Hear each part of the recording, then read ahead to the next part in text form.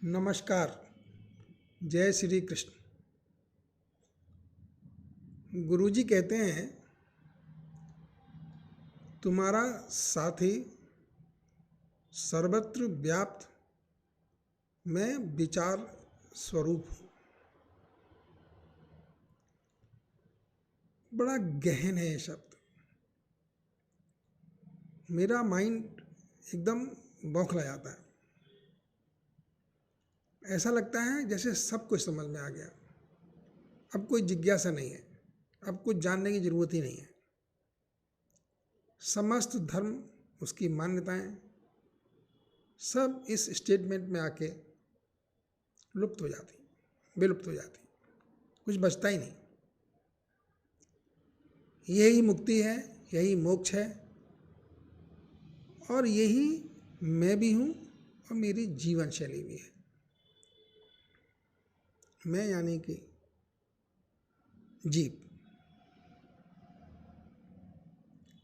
कभी अब मेरे पास गुरुजी से पूछने कोई बचा ही नहीं। उनका ये स्टेटमेंट सब कुछ क्लियर कर देता है। जो विचार हैं, जो थॉट प्रोसेस है, जो हमेशा रहते हैं, जो सर्व जगह व्याप्त है, हर किसी के पास है, उन्हें ही देख लीजिए, भगवान को देख लेंगे। यही भगवान है, यही ईश्वर है, यही मैं हूँ। कितनी बड़ी बात प्रभु जी ने कह दी है, गुरु जी ने। मेरी समस्त जिज्ञासाएं भी शांत हो गई, समस्त विचार प्रवाह भी थम गए। जीवन का पूरा तत्व इस एक सेंटेंस में समझ में आ गया है। कुछ बचा ही नहीं है, सर्वत्र व्याप्त। अब मैं समझने की चेष्टा करता हूँ गुरुजी कह क्या रहे हैं। हर जीव के पास, हर चेतन प्राणी के पास एक विचार है। कोई पैट है, कोई चींटी है, मच्छर है, मच्छर के पास भी अपने विचार हैं। वो कहाँ घूमना है, कहाँ जाना है उसको, वो भी अपने विचारों से प्रभावित है, चल रहा है। हर प्राणी चेतन वो अपने विचारों के प्रभाव में फंसा हुआ है और उन्हीं में चल रहा है। सीधा सा जो मतलब अर्थ मेरी समझ में आया कि अगर मैं अपने विचारों को, जो मेरे विचार चारों तरफ से नाना भांति की कल्पनाओं, परिकल्पनाओं, विचारों, मान्यताओं में बंधे हैं, अगर मैं उनको विशुद्ध रूप में ले पाऊँ, समस्त मान्यताओं से उनको हटा दूँ, समस्त कथन और घटना क्रम के जो परिणाम हैं उनसे मुक्त कर दूँ, तो मेरे विचार जो प्योरीफाइड रूप में होंगे वही ईश्वर है। यही यहाँ पर सब कुछ हो जाता है। एक आध्यात्मिक साधना की ये पराकाष्ठा है। इसके ऊपर कुछ है क्या, मैं किसी से पूछना चाहता हूँ। अगर मेरे विचार समस्त मान्यताओं, समस्त जिज्ञासाओं और समस्त परिणामों से मुक्त हो चुके हैं, निर्लिप्त हैं, निष्कपट हैं, तो उनसे ऊपर क्या है? कोई कुछ भी है क्या उसके ऊपर? मेरी समझ में नहीं आता। मुझे लगता है कि प्रभु जी का ये या गुरु जी का ये स्टेटमेंट उन्होंने मुझको शांत कर दिया है। अब कोई जिज्ञासा नहीं बची है, अब सिर्फ अभ्यास बचा है, कोशिश बची है, प्रैक्टिस बची है और आनंद की अनुभूति बची है। मेरे विचारों को कौन कौन प्रभावित कर रहा है? देखो, कौन कौन है जो मेरे विचारों को प्रदूषित कर रहा है, एंटर कर रहा है जबरदस्त, बिना किसी परमिशन के। और क्या मैं उसको अपने अंदर आने से रोक सकता हूँ? क्या मैं अपने विचारों में जो सेकेंडरी और न जाने कितनी तरह के बदलाव आ रहे हैं हर समय, क्या मैं उनसे अपने थॉट प्रोसेस को फ्री कर सकता हूँ? मेरे अंदर की समस्त इच्छाएँ क्या विलुप्त हो सकती हैं? समस्त जिज्ञासाएँ क्या शांत हो सकती हैं? और अगर ऐसा हो गया तब क्या होने वाला है? कोई जिज्ञासा नहीं है, मैं शांत बैठ जाता हूँ, निहारता हूँ, कोई थॉट भी नहीं है, कुछ सोचना ही नहीं है, कहीं जाना ही नहीं है, कुछ करना ही नहीं है, सिर्फ निहारना है। निहारना भी नहीं है, निहारने में भी जो भाव उत्पन्न होते हैं उनसे भी अपने आप को मुक्त कर लेना है। भावों की भी एंट्री नहीं है, तब क्या बचेगा? तब क्या बचेगा? ये एक खूबसूरत विषय है। हमको लगता है कि इसी विषय तक जानने के लिए, तह तक पहुंचने के लिए यही समस्त साधनाएं हैं। प्रभु जी की ये बात तो मेरी समझ में आ गई है, फिर भी मैं प्रभु जी से कुछ पूछना चाहता हूँ, कुछ सुनना चाहता हूँ।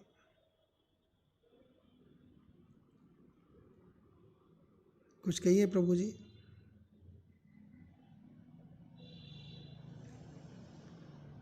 प्रभु जी एक एग्जाम्पल देते हैं,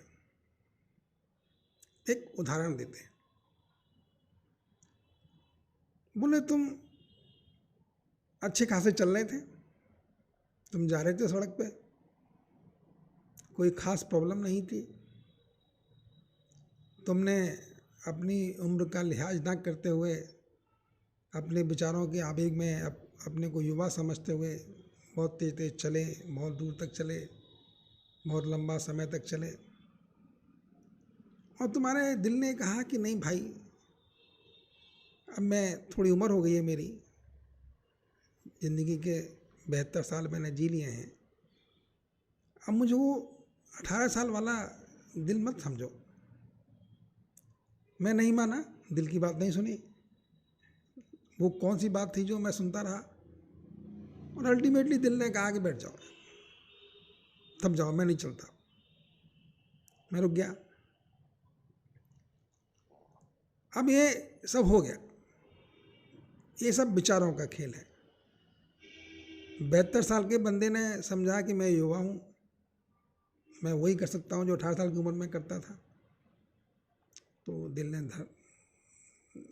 धक्का दे दिया।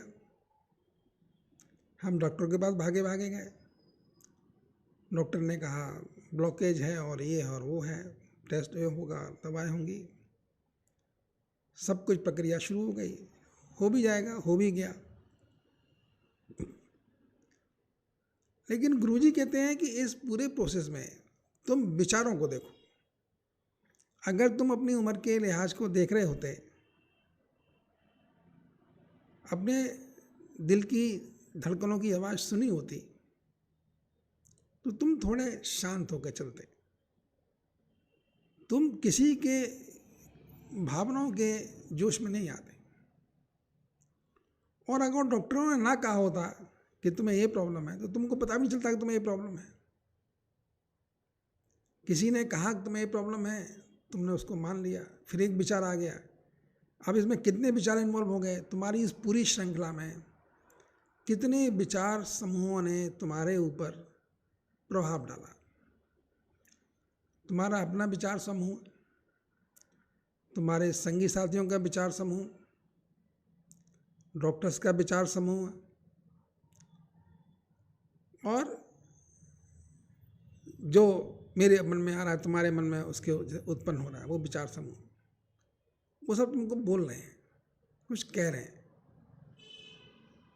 और अगर आप इन विचार समूहों को धीरे धीरे करके बहुत शांत भाव से देखें, अपने शरीर की आवाज़ भी सुने, क्योंकि सब बोलते हैं, सबके अंदर विचार आते हैं।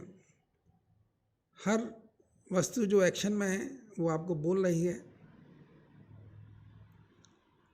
तो शायद आप इन सब से ना होते और शांत बैठे होते, कहीं पर आराम देख रहे होते, निहार रहे होते चीज़ों को। लेकिन ये थोड़ा कॉम्प्लिकेटेड सब्जेक्ट है, सबके अपने अपने विचार हैं। और एक बार गुरुजी ने मुझसे कहा था कि देखो, इस संसार चक्र में हर आदमी एक परिधि पे घूम रहा है,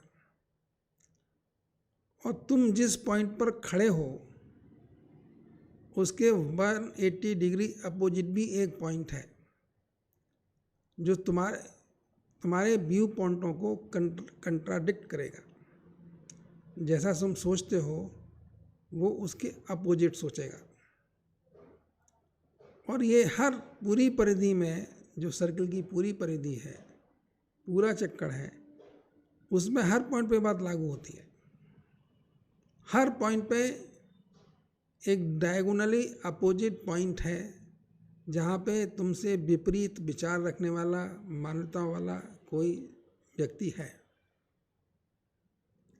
तुम्हारी बात कटेगी। अब तुम क्या करोगे? प्रभु जी ने कहा था कि तुम्हें उस सेंटर पॉइंट पे आना है। जो ये सर्किल है, जो परिधि है, जो जीवन चक्र की सर्किल है, उसके सेंटर पॉइंट पे आना होगा। जब तुम उसके सेंटर पॉइंट पर पहुंच जाओगे तब तुम मूव नहीं करोगे, घूमोगे नहीं, तब तुम परिधि से परे हो जाओगे। परिधि नहीं रहेगी क्योंकि तुम सेंटर में बैठ गए हो। सेंटर में बैठने के बाद परिधि खत्म हो गई और फिर तुम्हारा कोई डायगोनली अपोजिट भी नहीं रहेगा। सेंटर पे जब तुम बैठे होगे तो तुम्हारी बात काटने वाला भी कोई नहीं होगा, क्योंकि तुम कुछ बोलोगे ही नहीं। सेंटर पे बैठने का मतलब है तुम्हारे समस्त विचार प्रवाह शांतचित हो गए, अपने आप में एकाग्र हो गए हैं, और तुम उस परम अवस्था को प्राप्त कर चुके हो जहाँ पर कुछ खोने और पाने के लिए नहीं रहता है। अब यही बात मैं प्रभु जी की ध्यान करता हूँ, और मुझे यही लगता है कि अगर कोई भी आध्यात्मिक साधना की अभिरुचि रखता है, किसी को भी जीवन में आत्मोन्नति करनी है, जिसको भी जीवन की ये जो विविधता है, जीवन और मरण है, इसकी पहेली को सुलझाना है, और जिसको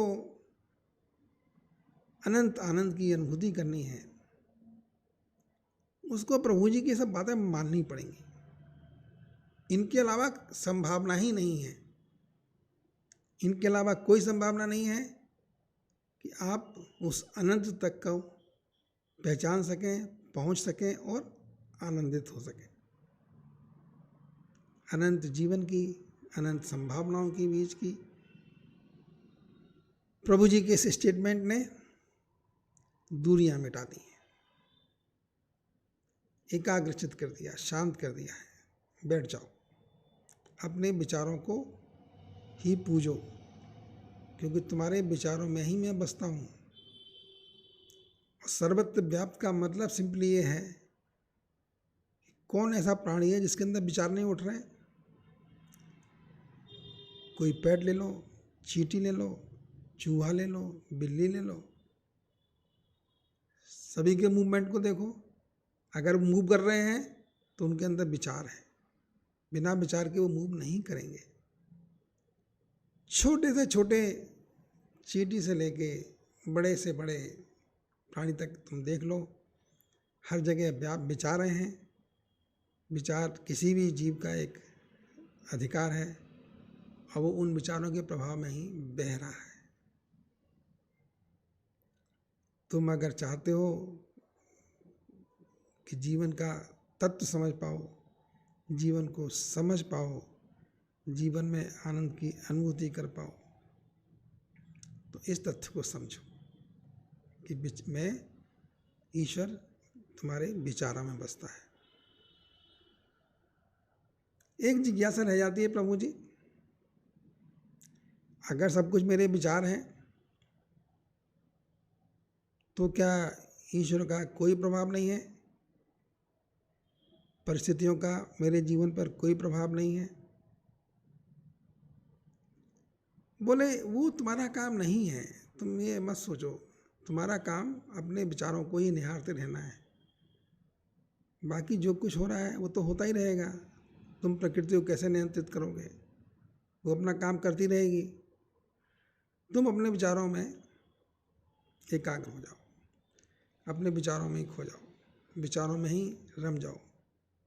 विचार ही ईश्वर है, सब कुछ विचार है, विचार ही जिंदा रहता है, विचार कभी मरता भी नहीं है।